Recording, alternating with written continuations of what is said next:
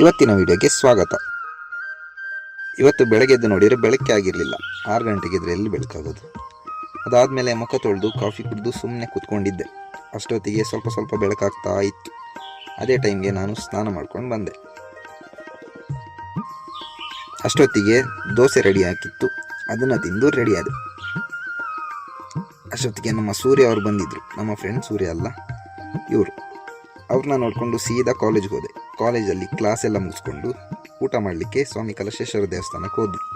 ಅಲ್ಲಿ ನೋಡಿದರೆ ನಮ್ಮ ಗಣೇಶಣ್ಣ ಮೊದಲೇ ಬಂದಿದ್ದರು. ಬರೀ ಅವ್ರು ಮಾತ್ರ ಅಲ್ಲ, ಅಕ್ಷಯಣ್ಣ ಕೂಡ ಬಂದಿದ್ದರು. ಊಟ ಮಾಡಿಕೊಂಡು ಹೊರಗಡೆ ಬರುವಾಗ ಮೋಡ ಆಗಿತ್ತು. ಅಲ್ಲೇ ಸ್ವಲ್ಪ ಹೊತ್ತು ಕೂತು ಆಮೇಲೆ ಹೊರಟು ಬಂದ್ವಿ. ಅದಾದಮೇಲೆ ನಮ್ಮ ಗಣೇಶ್ ಅವರು ತಿಂಡಿ ಸ್ಪಾನ್ಸರ್ ಮಾಡಿದರು. ಅದನ್ನು ತಗೊಳ್ಳೋದಕ್ಕೆ ನಮ್ಮ ಸುಬ್ಬಣ್ಣ ಅವರ ಅಂಗಡಿಗೆ ಬಂದೆ. ಆವಾಗಲೇ ಸ್ಟಾರ್ಟ್ ಆಯಿತು ನೋಡಿ ಮಳೆ. ಆ ಮಳೆಗೆ ಸುಬ್ಬಣ್ಣ ಆನೆಕಲ್ಲು ಹೆರುಕ್ತಿದ್ದ. ಅದಾದಮೇಲೆ ಸ್ವಲ್ಪ ಮಳೆ ನಿಲ್ತು, ಸೀದಾ ಗಾಡಿ ಹತ್ರ ಬಂದೆ. ಇಲ್ಲೊಂದು ಎತ್ತು ಇದೆ ನೋಡಿ, ಎಷ್ಟು ದೊಡ್ಡ ಇದೆ. ಬಂದ ತಕ್ಷಣ ಶುರುವಾಯಿತು ನೋಡಿ ಮಳೆ.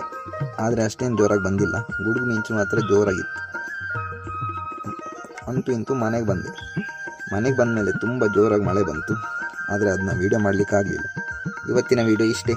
ದಯವಿಟ್ಟು ಒಂದು ಫಾಲೋ ಮಾಡ್ಕೊಳ್ಳಿ. ನಾಳೆ ಸಿಗ್ತೀನಿ. ಅಲ್ಲಿ ತನಕ ಕಾಯ್ತಾ ಇರಿ. ಬೈ ಬಾಯ್.